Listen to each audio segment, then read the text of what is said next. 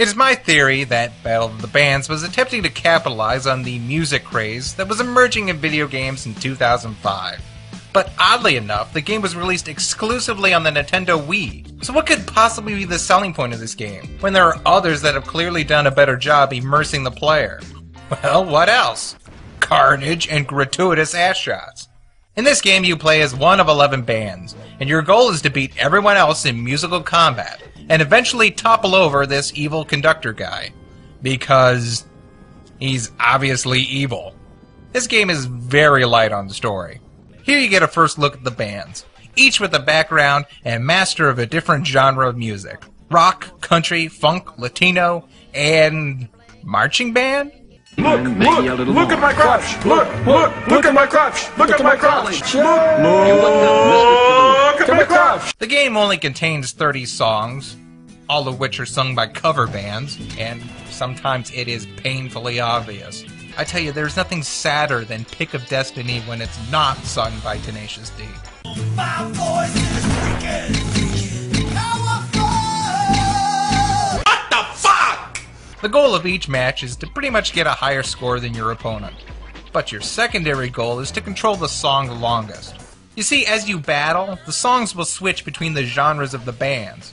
This is why I always go for the country band. First, that little piece of eye candy on the fiddle. And second, hearing the country cover band perform all these different songs is the biggest laugh this game will provide. Don't call it a comeback. I've been here for years, rocking my peers, putting suckers in fear, making the tears rain down like a monsoon. Listen to the band. Shake it, baby. Shake it. Shake your ass to my Ricky Ticky too. Wrap that mainframe, I'll explain. A like me is going insane. Insane to the membrane. Insane in the brain. Insane in the membrane. Insane in the brain. I can't lose with what she is. 36, 44, 36. What did it have? Whoa, there it is. Whoa, there it is. Boom, shakalaka, shakalaka, shakalaka, shakalaka. Boom, shakalaka, shakalaka, shakalaka, shakalaka. Boom, shakalaka, shakalaka, shakalaka, shakalaka. What in the wide world of sports is going on here? In fact, I would probably say this is the best cover band in the game. Danger, danger. How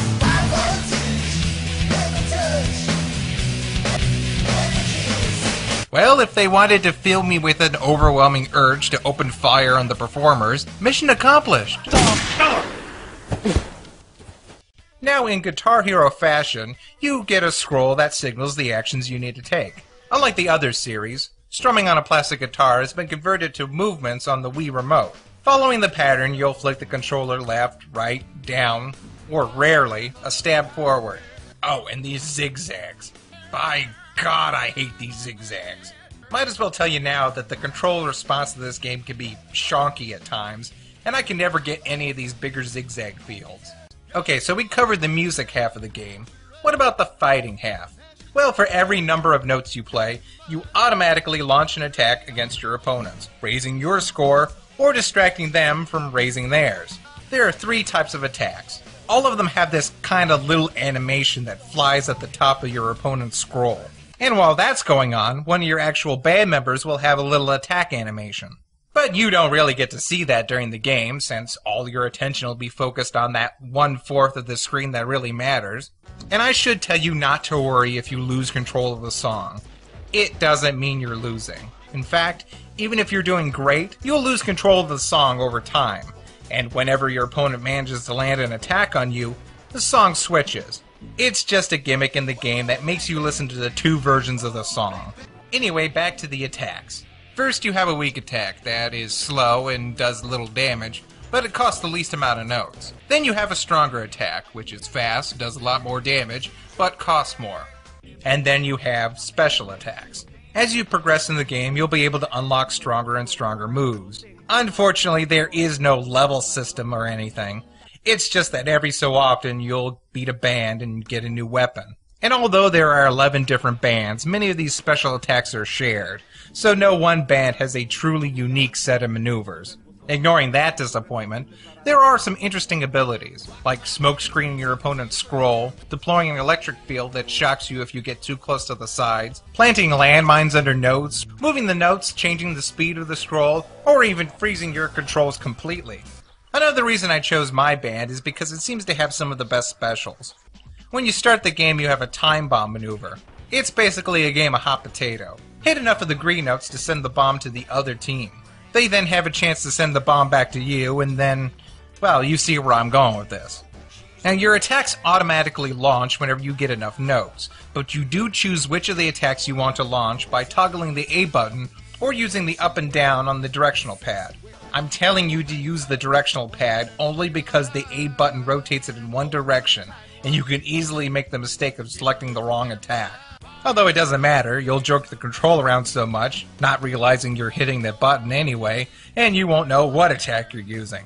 Now, what's the real difference between a slow and fast attack? Well, actually, that's when a defensive move does come into play. You can block your opponent's attack for a split second when you hit the B trigger. A force field pops up around your score. Naturally, these slower attacks are easier to block than the fast ones. Oh, and you can't block special attacks, which makes them even more special.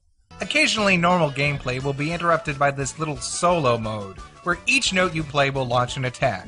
Right here is where you'll really need to learn the block timing. Other than that, you can pretty much just focus on playing the notes. However, after you play about 30 minutes with the Hillbillies, you'll unlock the Ricochet special. That's where you not only block an opponent's attack, but you can send it right back at them. I can't tell if I'm doing double the work or the same amount, but it's a strategy that pretty much breaks the game from here. This game also likes to stretch itself out through costume changes. What? No! I did good! You should be taking clothes off, not putting more on! How do you go from Daisy Dukes and a hillbilly broad to Whistler's mother? What was I saying?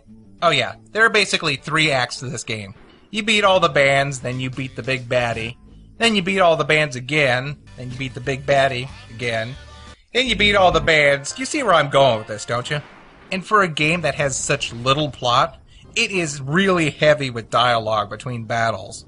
Some of it, I guess, is kind of amusing. And this is the only game I know that is constantly telling you not to play it. In between rounds, a little message pops up telling you to take a break. It's like they knew not only would all this shit flying around on the screen strain your eyes, but the fact that your wrist will feel like it's falling off after about 2 songs. There is almost no replay value to this game, because frankly, you've replayed the game several times to beat it. Aside from listening to all the different songs and the various styles, and maybe seeing how all the different bands perform their attacks and celebrate their victories, there's not much here. And that stinks, because I like the core concept. This game was made by THQ, which has been very experimental with gameplay. But unfortunately, they tend to start with a really interesting idea, but then rest on their laurels, letting the game coast on what has become a gimmick.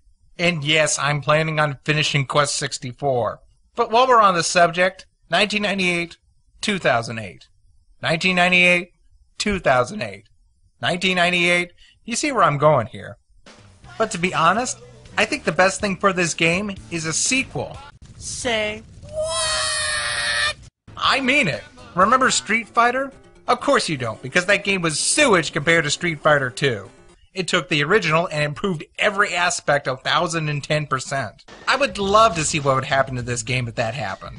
Introduce a better combat system with more types of attacks and maybe an actual upgrade system. These guys are basically Highlanders. Why not set up a system where you can weaken a band by eliminating a character or two? And work in some Paper Mario 2 where the number of fans affects the gameplay. And maybe you can customize both the attacks and the players with an item system. I want to choose between a guitar that shoots bullets and a guitar with a Tesla coil. I want a rhinestone jacket that gives me +8 charisma and reduces all fire-based attacks by 20%. Or better yet, someone just adapt 6-string samurai already. Nice tuxedo. Nice tuxedo to die in.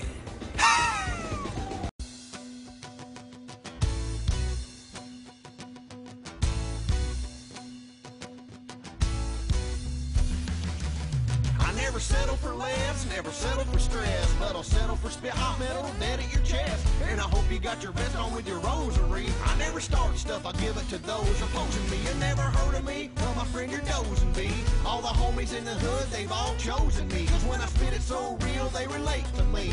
Tell the story so vivid, make you think it's 3D. From the life on the street to the life with money. From the brokest hood rats to the finest honeys. Real talk, no joke. From broke and nameless to the fellers you consider to be rich and famous.